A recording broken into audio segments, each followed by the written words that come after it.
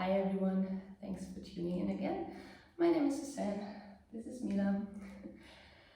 And in this little video I'm going to show you the difference between Ashtangasana and Chaturanga and Ashtangasana.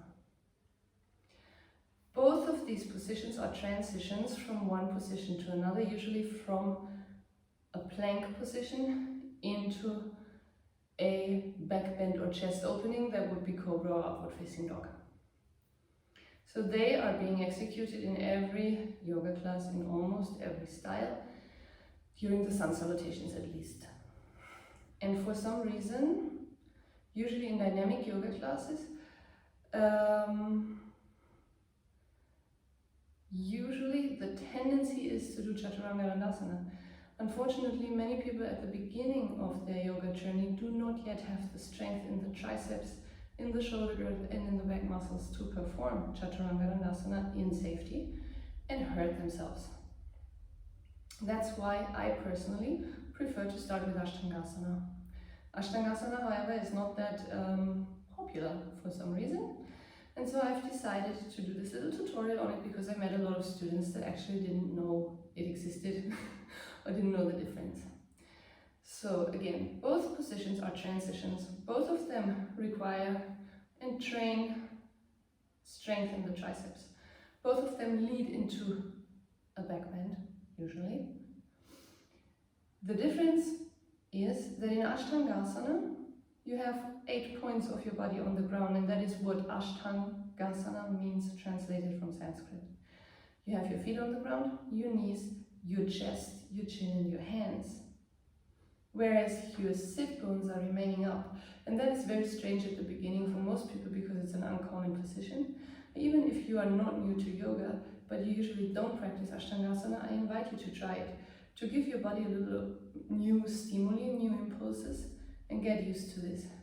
Once you've mastered it once or twice, your body understood it, you're going to do it automatically, don't worry. It's not difficult, it's just strange at the beginning.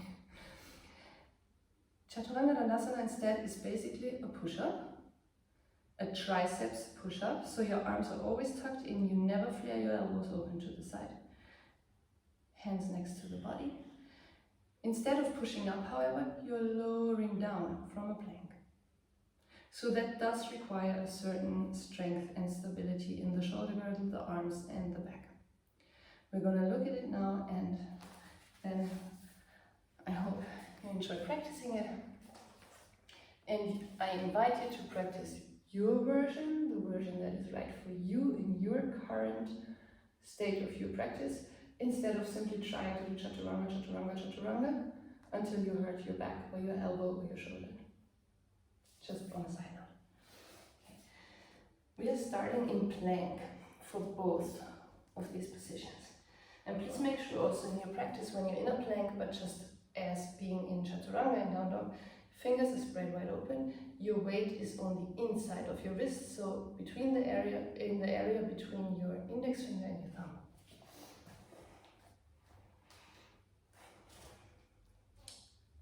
Alright. Now we are starting with the wrists in line with the shoulders. Your heels are pulling back towards the wall behind you. Your belly is pulling in towards your spine. From here, as you inhale, over your back toes, shift your body weight forward so your shoulders are coming in front of your wrists. And you will feel a stronger activation of your abdominal muscles here. For Ashtangasana, stay here. Bring your knees to the ground with control. Stay still here. And then from here, you bend your elbows, tucking them in towards the midline. Don't open them. Gaze forward. Let your chest sink down while your glutes are pulling up. Your chest is touching the ground, your chin is touching the ground. Your sit bones remain up. This is Ashtangasana. And then from here, eventually you will lengthen the legs, slide a little forward, your belly is coming down, turn your feet on their backs, roll your shoulder blades back and down, open your chest, inhale, into cobra. Okay? Chaturanga and Ashtangasana instead. Basically we can go back up from here and you're gonna Experience Chaturanga. Tuck your toes under, your hands remain where they are. They should be more or less under your shoulders. Now, extend your legs, lift your knees, and as you inhale, gaze a little bit forward, activate your abdominals, and push up into a 90-degree arm bend. This is Chaturanga. From here, push all the way up into a plank. Find your plank. Inhale again. Shift your shoulders in front of your wrists, using your toes. Gaze forward. Bend your elbows until they are at a 90-degree angle. This is Chaturanga and Ashtangasana.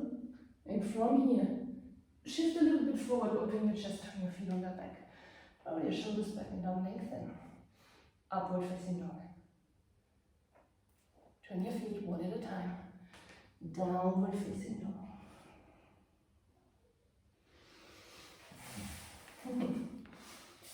I hope that made sense and that explained you the difference. And again, Chaturanga requires strength.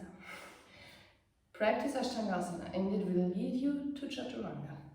Don't exaggerate. I hope you like this. Thank you very much. Leave me a comment and see you again soon. Bye bye.